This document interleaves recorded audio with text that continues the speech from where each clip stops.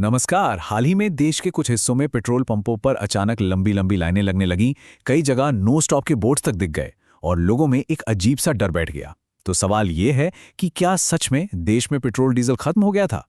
चलिए आज इसी अफवाह और हकीकत के बीच का सच जानते हैं। कुछ शहरों में माहौल बिल्कुल ऐसा ही था। लोग घबराकर पेट्रोल पंपों की तरफ ऐसे भागे मानो ये पेट्रोल भरवाने का कोई आखिरी मौका हो। गाड़ियों की ये लंबी कतारें देखते ही देखते ट्रैफिक जैम में बदल गई और ये मंजर सच में काफी चौंकाने वाला था। अब इस पूरी घबराहट की जड़ कहाँ थी? सोशल मीडिया और व्हाट्सएप पर आग की तरह फैलती कुछ खबरें।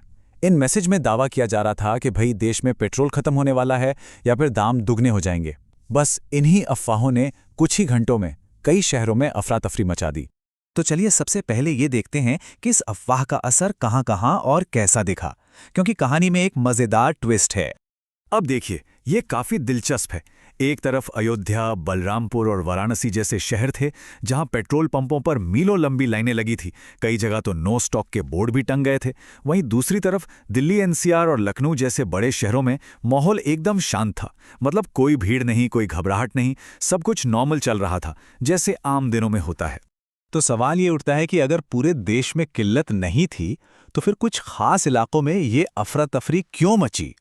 आइए अब इसके पीछे की असली वजहों को परत दर परत समझते हैं। देखिए, इस संकट की असल ने दो मुख्य वजहें थीं।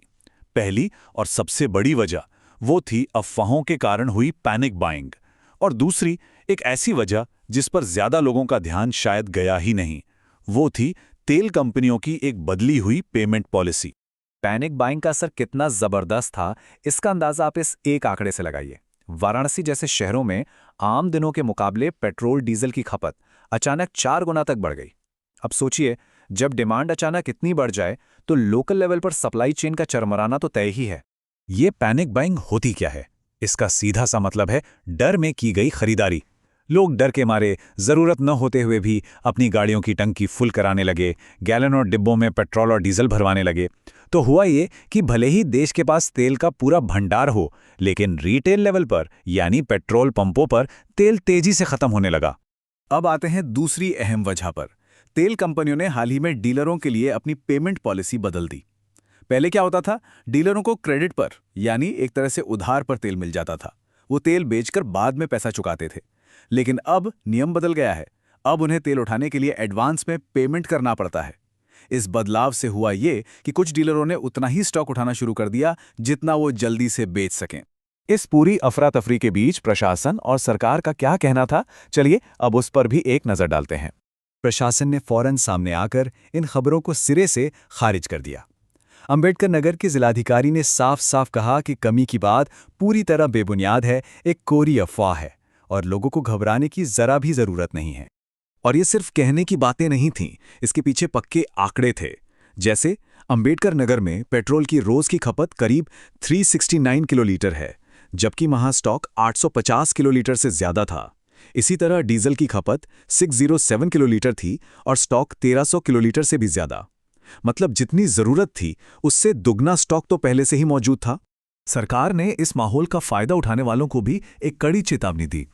मुख्यमंत्री योगी आदित्यनाथ के ऑफिस से साफ निर्देश थे कि जो भी पेट्रोल डीजल की कालाबाजारी या जमाखोरी करने की कोशिश करेगा, उसके खिलाफ सख्त से सख्त कार्रवाई होगी। हालात को काबू में करने के लिए प्रशासन ने एक के बाद एक कई कदम उठाए।